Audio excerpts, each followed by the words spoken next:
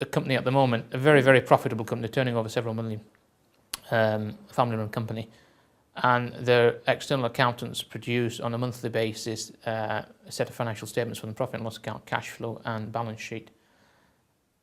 All they understand is cash coming in and cash going out. They do not understand what the profit and loss account, balance sheet and cash flow, and perhaps there's a role there for Business Link to play in going in and help them understand the profit and loss account, because they've never asked.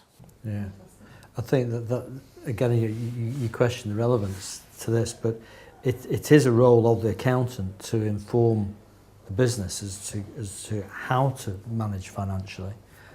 I'm not sure that they are doing, and historically they are showing numbers that aren't particularly relevant. But what you said earlier on, Tim, most companies will have their annual accounts and with just 6 months, 8 months after the year end.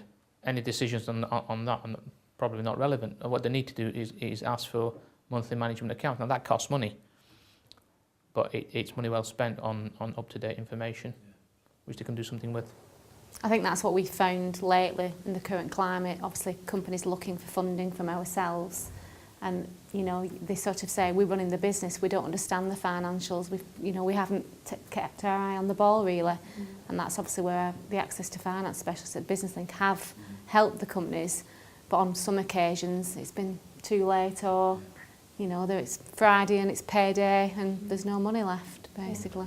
We have found that with a number of companies. Yeah, I mean, it doesn't need to be complicated for the business owner or the director.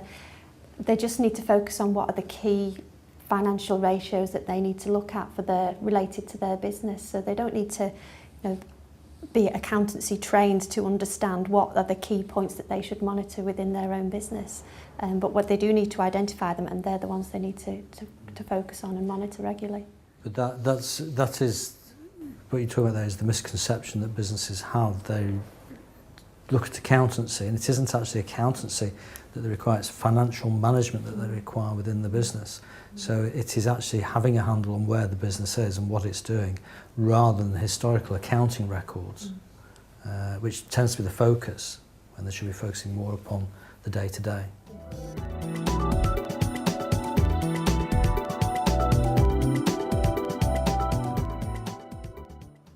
I understand there's some key ratios that business owners really need to be made aware of. Tell me about gross profit, net profit and break-even. Well, when you look at the profit of a business, the gross profit is simply the sales a business makes less the cost of those sales. So that gives you gross profit. Net profit is then the gross profit less the other costs in the business to get down to the net profit before interest and tax payments. And you sometimes look at those profit figures as a percentage of turnover.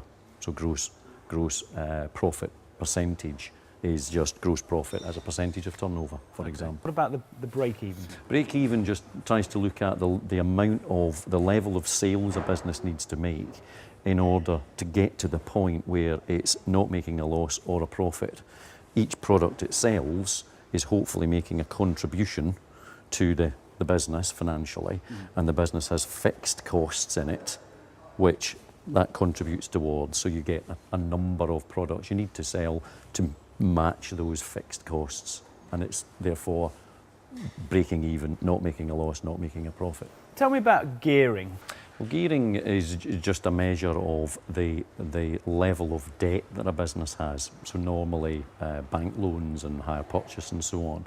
So it just looks at that level of debt compared to the shareholders' funds in the business, the share capital and the accumulated reserves in the business.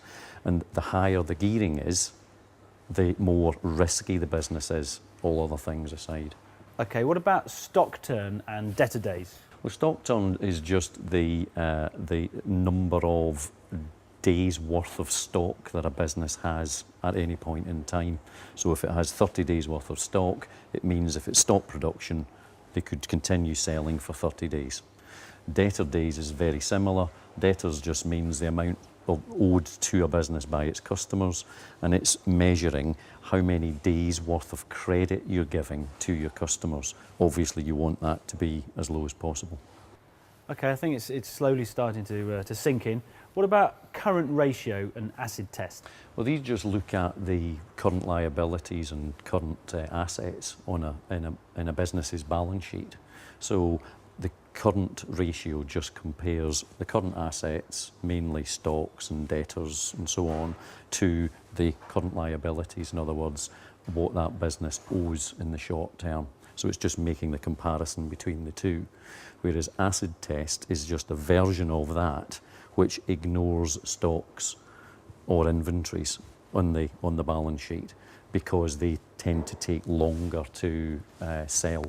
Okay, finally, what about return on capital employed? Well, this just tries to measure the extent to which the shareholders in a business are making a return. So it just takes the profit that the business makes and compares it to the shareholders' funds in the business. And obviously, the higher that percentage is, the better from the shareholders' point of view. All right, okay. Well, listen, thank you very much, Stephen. It's been lovely meeting problem, you. mate. Very interesting. Take care. Thank you.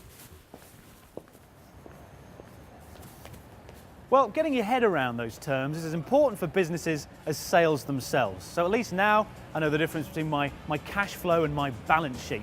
And in the next episode, I'll be telling you how to apply those sales from a practical perspective. In the meantime, I've left the books in the library, I have free arms, and I intend to use them enjoying a stroll home.